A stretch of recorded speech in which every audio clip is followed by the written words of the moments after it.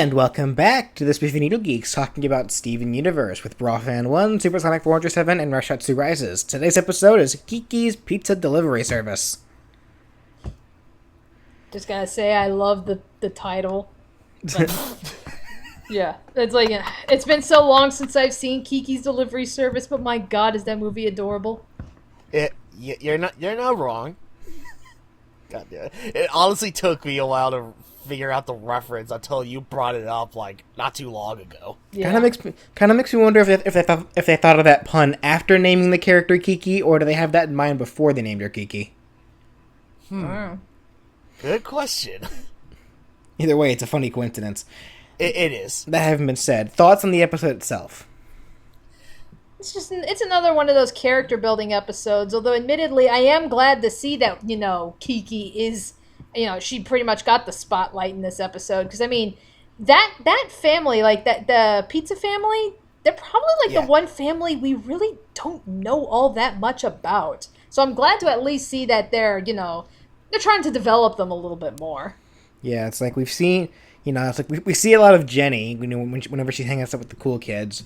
Like, there was that one episode where, Garnet destroyed their shop's roof on accident, and Steven invited them over for a little bit. Plus, we learned a little more about them in the last episode as well. So yeah, it's that's like another thing. We went from going from what you call it, more so with the fathers, to now one of the daughters, like literally the next episode. It's like we got 2 episodes back to back, all about the same family. Yeah. It's like, I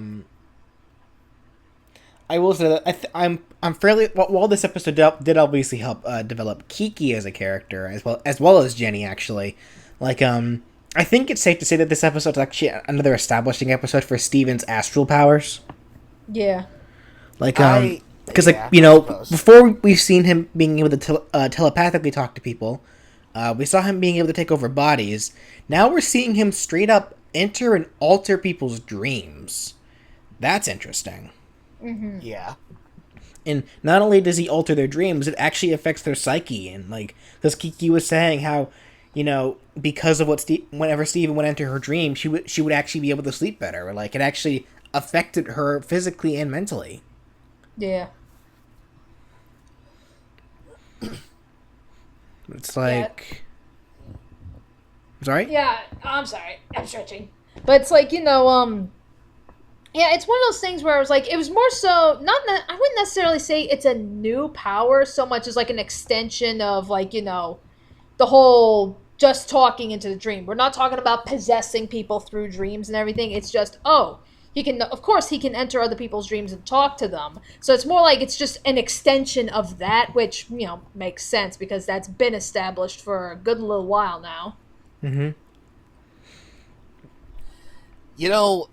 Aside from, getting more in depth with Steven's astral powers, one thing that surprised me with this episode in general was how relatable it is to someone like myself, because obviously the biggest gist with that episode is that, so apparently, I guess, I don't know if it's established, like, earlier, like, during the series, but I guess apparently Kiki and Jenny were twins, so, yeah. Okay, cool, yeah, awesome. But what happens a lot was that, hence the name, Kiki's Pizza Delivery Service, is because, Jenny has to go out with all of these concerts or other stuff, and Kiki, being the nice twin and all of that, she decides, okay, I'll go ahead and cover for you and all of that jazz. And it's like, that is so me. Like, legit. Because it's like, for God knows how long, it's like, I have a twin sister, and I don't know how this happened, but it always comes down to like, okay, my sister, she was be in the middle of doing these wants to do these really huge things or go out somewhere, or for whatever reason is just too lazy to do even the most simplest things. But then it's like, oh hey Ryan, can you do this or this, or can you help me do this? And it's like, even though it's hard for me to say no, it's like I still end up saying yes regardless. It took me a second to see where you were going with that, but it totally slipped my mind that you were a twin. Like, Yeah. that's something that I know about you, but it's something that I never really keep in mind. So it's like whenever you bring it back up, I'm just like, oh yeah, he's a twin, isn't he? Yeah, I don't really bring it up that much to you guys, but yes, yeah, I am technically a twin. A fraternal twin. Yeah, but I think that's actually, fraternal. Yeah, but I think that, but you know, when you bring that up, Ryan, that is actually an interesting point with this episode, because I mean, we see that, you know, Kiki is she is just a naturally, you know, kind-hearted person and everything. So, and it's like, you know, when your sibling asks you to do something, you know, provided if, you know, their sibling is not a shithead and everything, which Jenny clearly is not, you know, then it's like, you know, of course you want to go out of your way to help your sibling and everything. But, you know, but in the case of Jenny and Kiki, they are twins. And from what you've told us in the past, like in other conversations and everything, I mean, that's like, there is I guess, like a deeper connection, or just maybe a different connection between twins as opposed to like older sibling, younger sibling.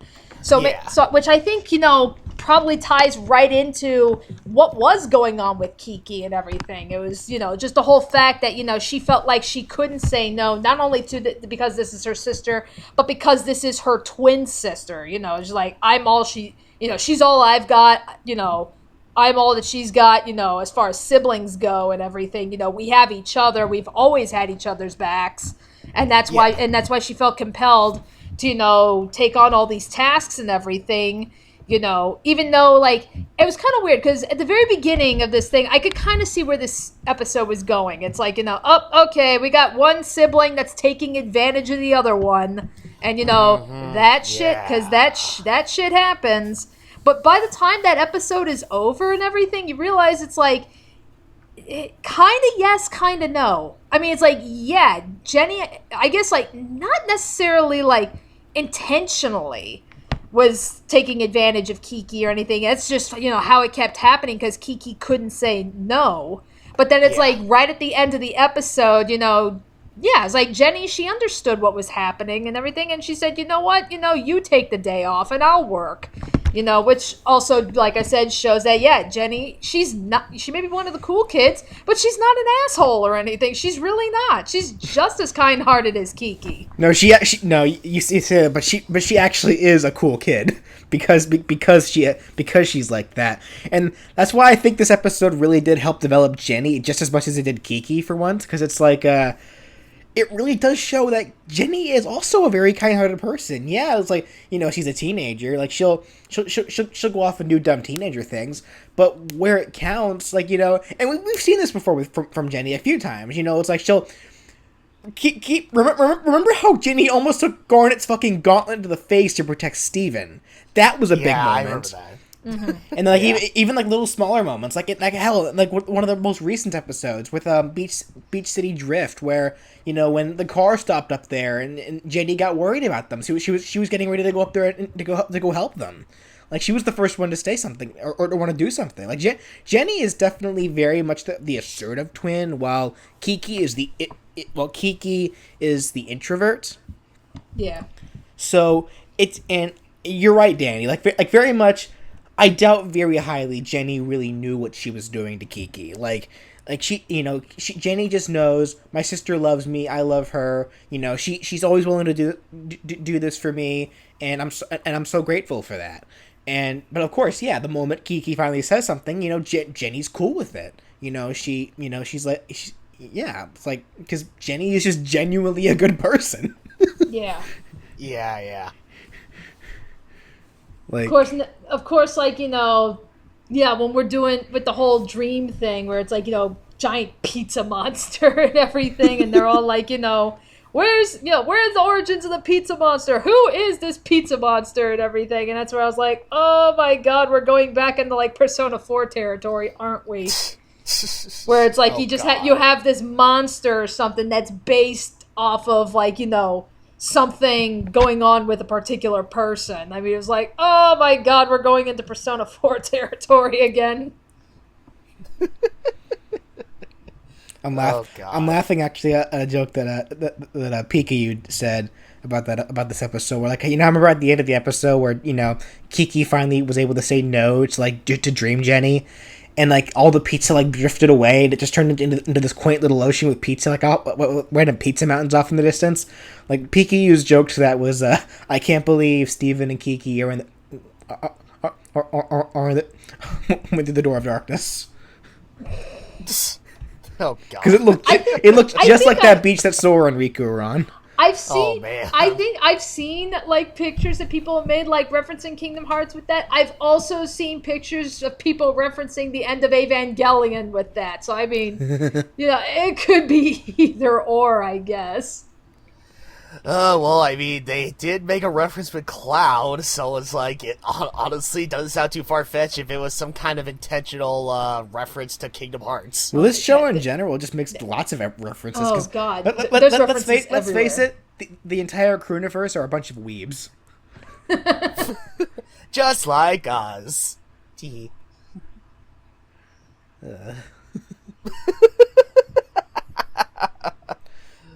One thing I do think is also important to note, though, we also saw that